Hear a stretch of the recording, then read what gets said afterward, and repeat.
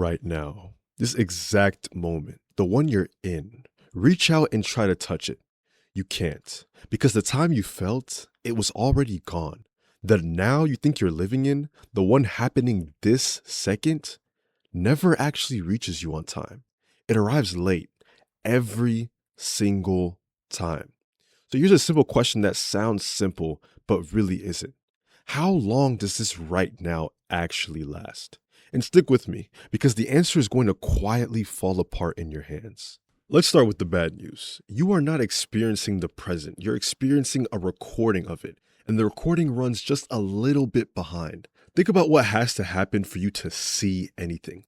Light bounces off of an object, it hits your eye, that signal travels up a nerve into your brain, and then your brain has to build the image before you even become aware of it. All of that takes time. It's not a lot, somewhere around 80 milliseconds, but it's never zero. So that moment you called now is actually a moment that already happened. You're always seeing the world as it was a fraction of a second ago. Here's the way to picture it. You know how a live TV broadcast isn't really live? It runs on a delay, a few seconds behind reality, so the station can catch anything it does not want to air. Well, your brain does the same exact thing. It runs reality on a delay. The difference is the station tells you it's delayed. Your brain, it never does. It hands you the recording and swears it's happening live. And it gets stranger because your senses don't even run at the same delay. Sound and light reach you at different speeds. Touch takes a different path than sight. By the time all of it arrives, the signals are out of sync, and yet your experience, it feels perfectly smooth. Seamless even. Which means your brain is doing something very, very sneaky. It's waiting. It's collecting the pieces and then stitching them into one tidy moment before it shows you anything. So if your brain is bundling time together before serving it to you, how big is that bundle? Now this is where it gets good, because your brain does not experience time as a razor thin instant. It doesn't tick through reality one frozen frame at a time. Instead, it grabs a chunk of time and treats that whole chunk as a single present moment. And that chunk is about 3 seconds long. Psychologists have a name for this. They call it the specious present. Specious meaning it looks real, it feels like a single instant, but it just isn't one. It's a window, a smear of time your brain decided to call now. And once you know it's there, you start seeing it everywhere. 3 seconds is about how long a spoken phrase runs before you naturally pause. It's the length of a single line in a song. It's about how long a handshake feels just right. It's about how long you can hold a moment as happening before it quietly starts to slip into becoming a memory. Just try it yourself. Pay attention to the next thing you do.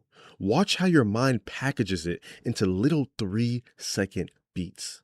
This, and then finally, this. That rhythm, it isn't in this world. The world doesn't come in 3-second pieces. That rhythm is you.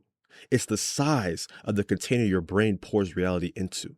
So now isn't quite an instant. It's a window of about 3 seconds wide. But here's the thing about a window that wide. What exactly is your brain doing in those gaps? Well, it's actually quite amazing because your brain isn't just delaying reality, it's editing it. And I can prove it to you with just 2 simple tricks you can test the moment this video ends.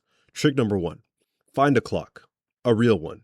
With a ticking second hand, look away from it and then suddenly snap your eyes back to it. Watch closely. For just a moment, that first tick will seem to just hang there, frozen, like the second hand got stuck and the first second lasted too long. But it didn't. Here's what really happened. When your eyes flick from one spot to another, they move so fast that the world just blurs. So your brain switches the picture off during the jump. You go briefly blind and you never even notice. But to hide that gap, your brain takes the first thing you land on and stretches it backwards in time to fill that blank.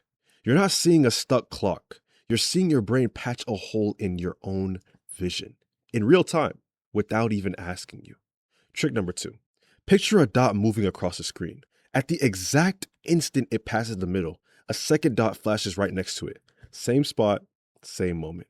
But that's not what you would really see. You'd see the dot moving ahead already, like a flash, like it jumped forward. Why?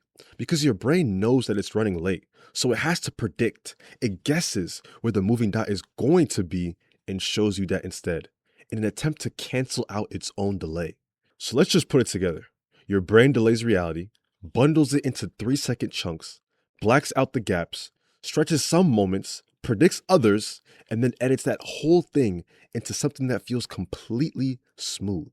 You're not watching reality, you're watching a film, and your brain is the editor. It's cutting, it's stretching, and it's stitching the footage so well that you never see the seams.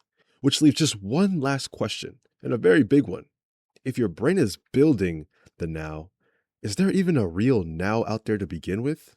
Well, for most of human history, the answer seemed obvious. Of course, there's a now. There's a single present moment ticking forward, shared by the entire universe at once. But then we found out that that isn't quite true. And it turns out the now depends on how you're moving. Like, just imagine this. You have two people, one sitting still, one moving past them, but fast. Two events happen, a flash over here, a flash over there. To the person sitting still, those flashes happen at the same exact time, at the same now. To the person moving, they don't. One happens before the other, and neither one of them is wrong. There's no referee who can step in and say which one is right, because there is no master clock. The universe never agreed on a single present moment to begin with. And let that sink in. Your now and my now are not the same now. They can't be perfectly lined up. Two moments that are simultaneous for you might be minutes, or with enough distance, years apart for somebody else.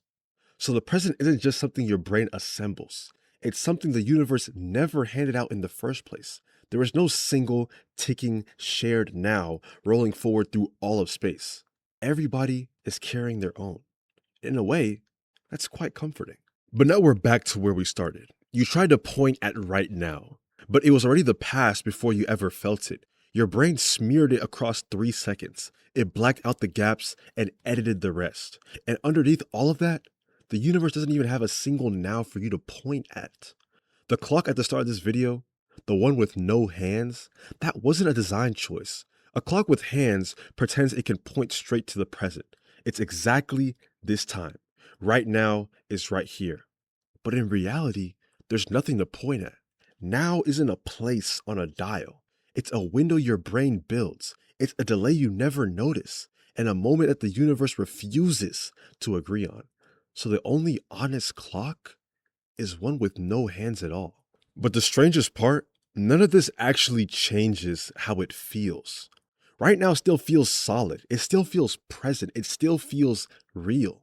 Even knowing everything you just learned, you can't feel that delay, or the chunks, or the edits.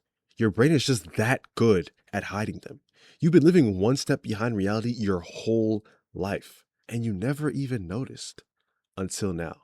So I'll just leave you with this. Go try that clock trick. Look away, look back, and watch that first second stretch. Then come back and tell me in the comments if it worked for you. And while you're down there, let me know. How long did your now feel while watching this? I'm a bit curious. Till next time.